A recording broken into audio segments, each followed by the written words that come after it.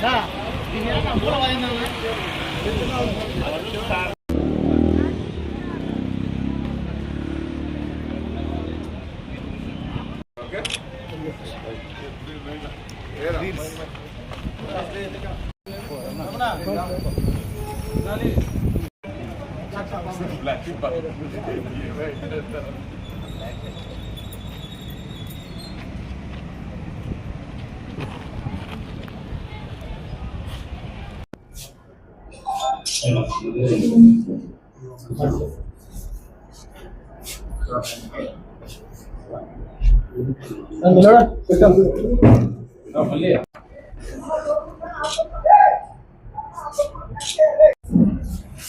Voice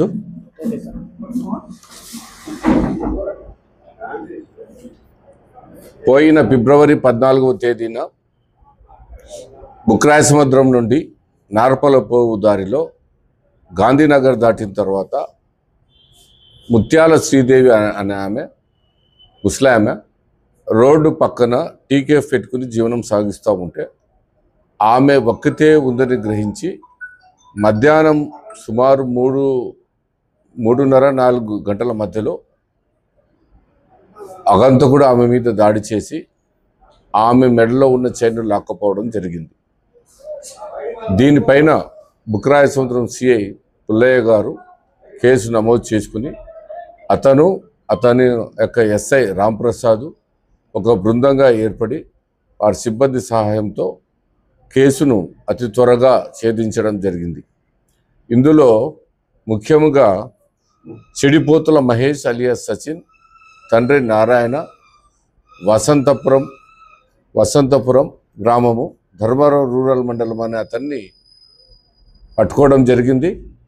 అతని వద్ద ఆమె మెడలో అపహరించిన చైను, దానితో పాటు అతని నేర ప్రవృత్తిని విచారించినప్పుడు అతను కరడుగట్టిన ఒక దొంగ అని, అతను దాదాపుగా 2023 నుండి స్త్రీలు ఎక్కడైనా ఏకాంతంగా ఉన్నప్పుడు వాళ్ళ చుట్టుపక్కల ఎవరు లేనప్పుడు వాళ్ళపై దాడి చేయడం జరుగుతుందని, వారి బెండ్లో ఉన్న చైన్లు లాక్కుపోవడం చేస్తున్నాడు.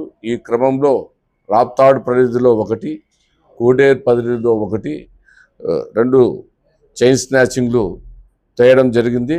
రాప్తాడులో 2023లో, కోడేరులో 2024లో చైన్ స్నాచింగ్ కేసులు నమోదు చేయడం జరిగింది. అదేవిధంగా ఈ సంవత్సరంలో అనంతపురం 2 టౌన్ పరిధిలో 2 బైకులను దొంగతనం చేయడం జరిగింది. అందులో ఒక స్కూటర్ను రుద్రంపేట దగ్గర దొంగతనం చేయడం జరిగింది. ఆ దొంగతనం చేసిన స్కూటర్లోనే అతను పయనించి మన గాంధీనగర్ దాటిన తర్వాత ముత్యాల శ్రీదేవి పైన దాడి చేసి పోయిన బైక్ కూడా ఆ దొంగతనంలో అపహరించిన బైకే. ఈ క్రమంలో అతని వద్ద నుండి ఆమెపై దాడి చేసిన రాడు, చైను, అదేవిధంగా 2 బైకులను కూడా రికవరీ చేయడం జరిగింది. ఈ కేసును అతి త్వరగా ఛేదించినందుకు బుక్రాయ సముద్రం సిఐ పుల్లయ్య గారికి, వారి ఎస్ఐ రాంప్రసాద్ గారికి మరియు వారి సిబ్బందికి అప్రిషియేట్ చేస్తూ వారికి తగిన రివార్డు కూడా ప్రకటించడం జరిగింది.